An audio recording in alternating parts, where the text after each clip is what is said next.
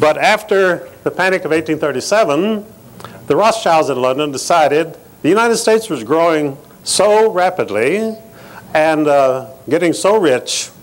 And one of the reasons was we had great health care in this country. We had homeopathy and naturopathy, and the people were just so darn healthy they could work 18 hours a day, and nothing was ever wrong with them. This went on until 1913, when John D. Rockefeller decided to take over the medical profession and switch us from homeopathy to German allopathic medicine, which used a lot of drugs and radical surgery, and also was very profitable. So, since then, Americans have been getting sicker and sicker and sicker because we got away from that natural life that is so good for American people. And now we're taking all these expensive drugs, and they now even publish the side effects. They advertise on television. This drug will damage your liver, it'll damage your kidneys, it'll damage your heart, and people take them anyway because the medical profession tells you the benefits will outweigh the risks. I mean, you may have a medical problem, but a damaged liver and a damaged kidneys, that's not going to bother you. Don't worry about it.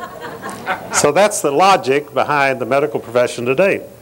And the reason I mention that is because the man behind the Federal Reserve System was John D. Rockefeller, same man who was behind the takeover of the medical profession.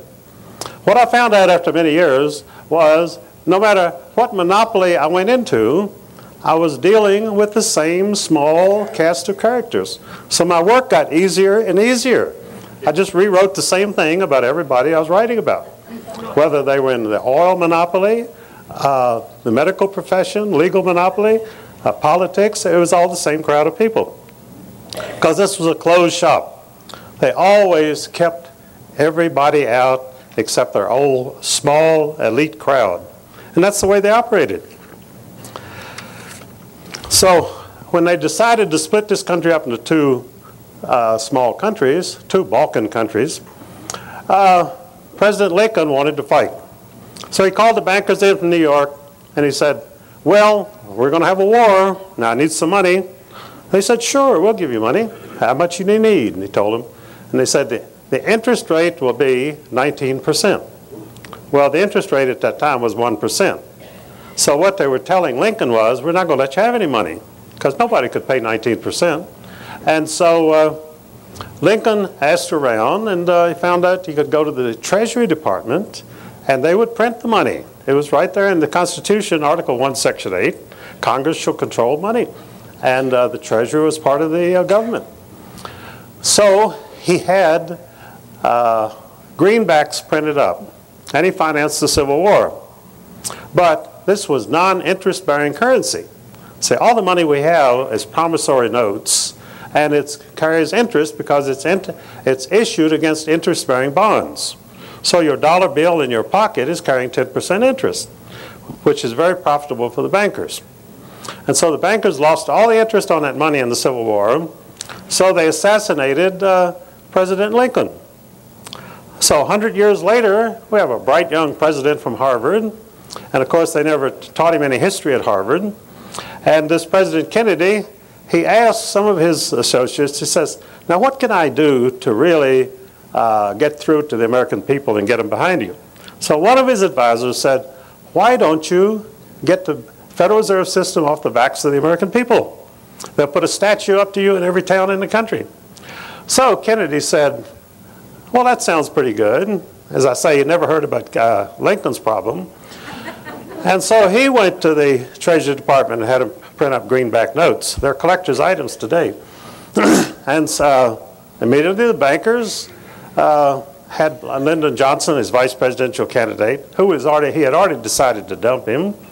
And Johnson said, Mr. President, we have a little problem down in Dallas, and we need you to come down there, and that'll get the party back on the track.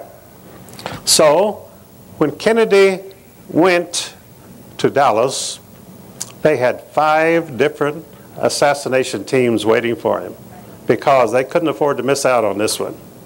And the one that did him in was a group from Marseille, professional Sicilian hitmen. They were the ones that did the job. And of course, Oswald was drinking Coca-Cola and had no idea what was going on. But he was the guy that they blamed for it. And so this was your bankers again, running the show the way that they want to.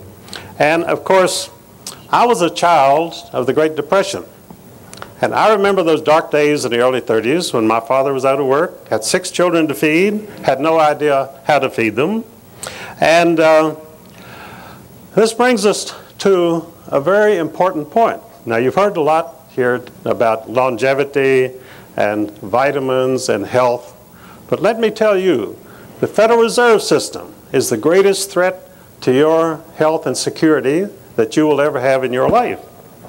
Because there were many, many, many nervous breakdowns and suicides and deaths caused during the Depression by people who simply could not carry on. They were just crushed by this terrible thing that had happened to them. They were good workers, and suddenly they had no jobs, they had no way of feeding their families, and this is the most crushing thing that can happen to you. So I never thought at that time that I'd spend the rest of my life finding out who these criminals were who put over the Great Depression. But Congressman Charles Lindbergh warned the Congress and the American people during the great debate on the Federal Reserve System in 1913. He said, this is the money trust, and if you enact this bill, your children will be enslaved and they will curse you. Well, he was exactly right, because in the Depression, the children had no food, and their parents were out of work. And, but it was a great thing for the money crowd. They, of course, had sold all their stocks in 1929, just before the crash. Now, they took the cash and bought everything up for a penny on the dollar, just like they did in 1837 in the first panic we had in this country. It was the Rothschild representatives in the United States who went in and bought up the railroad stocks and the factory stocks for pennies, because they had the only cash in town. And they just take over everything. Now, when Alan Greenspan, our present chairman of the Federal Reserve Board, started his rate increases last year, and he put through 6 rate increases, and he was out to bankrupt the American people.